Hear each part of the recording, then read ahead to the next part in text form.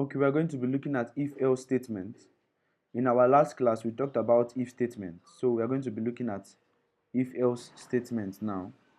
So we use if statements when what we are doing is not much. But when what we want to, when we want, the things we want to put is much, we are going to use else if, because it gives us a more broader space. So const, let's say const, let's say traffic light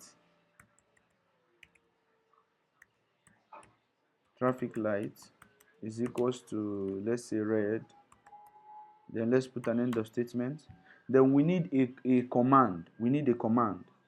So let's say var. Follow me, you understand. So let's say var command is equals to, let's just leave it empty for now. Then let's go down and say if traffic light. Let's say if traffic light is equals to red. If I put only one equal to here, it will throw an error. You see? So if traffic light is equal to so equals to red, so we will do command. Now this, instead of print, now we are going to say command. What command is it going to give? Command. We're going to say command is equals to stop. Can we see? Then let's come down and say else if traffic light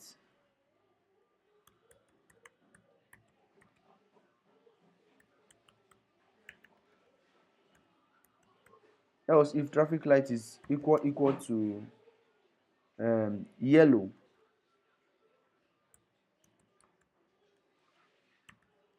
equals to yellow, we are going to tell it, okay, print, let the command be equals to slow down, or let's say, okay, slow down.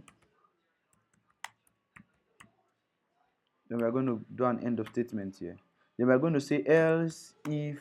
Can we see now that we can use so many things in else if, but if it's if statement after this first and second one is done. So let's say else if traffic light is equals to green, then we are going to put command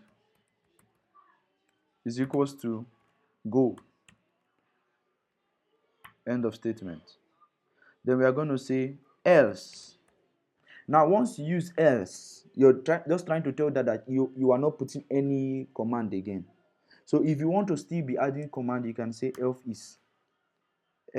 if. But once you put else, let's say command is equals to invalid color.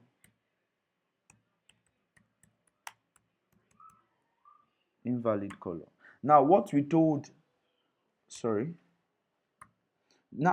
did here was that if traffic light is red, let it print stop. If traffic light is yellow, let it print slow down. If traffic light is green, let it print go. What if we put pink here?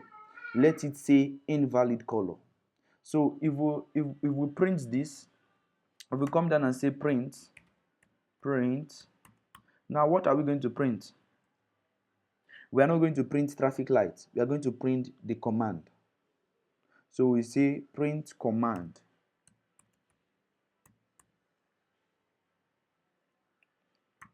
If I run this code now,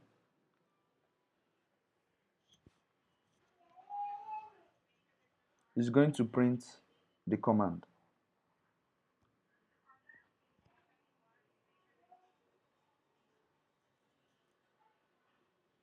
Can you see? Because we have red here, it looked and it said stop. So now let's say we put yellow here. What that will do is that When I run this command, it will come here and read this statement. If this statement is correct, if it's red that is here, if the statement is correct, it's going to print stop. But if it come here and read and see that traffic light, what we just told you is that if traffic light is equals to red, that means if this statement here is equals to red, let it print stop. You understand? So what will happen is that when it comes to this first statement, it will read it, to say traffic light, is it equals to red? If red is here, it will print this command, stop. But if yellow is here, what it will come is that it will leave this one, it will come to the second part and read the statement again. If traffic light is equals to yellow, print command slow down. So let's run this. What that will do is that it will come to this place and see which color is printed. So it said slow down. So what if the command that is here is not red or yellow, is green? What that will do is that it will come to this first one, read it, come to the second one, read it, and go to the third one. If the third one is green, it will say go. Then what if we did not put any color at all? Let's say we did not put any color. Let's run this. You see, it said invalid color because there is no color that is attached to it. So let's say we put black. Because we did not make room for black, it's going to return invalid color.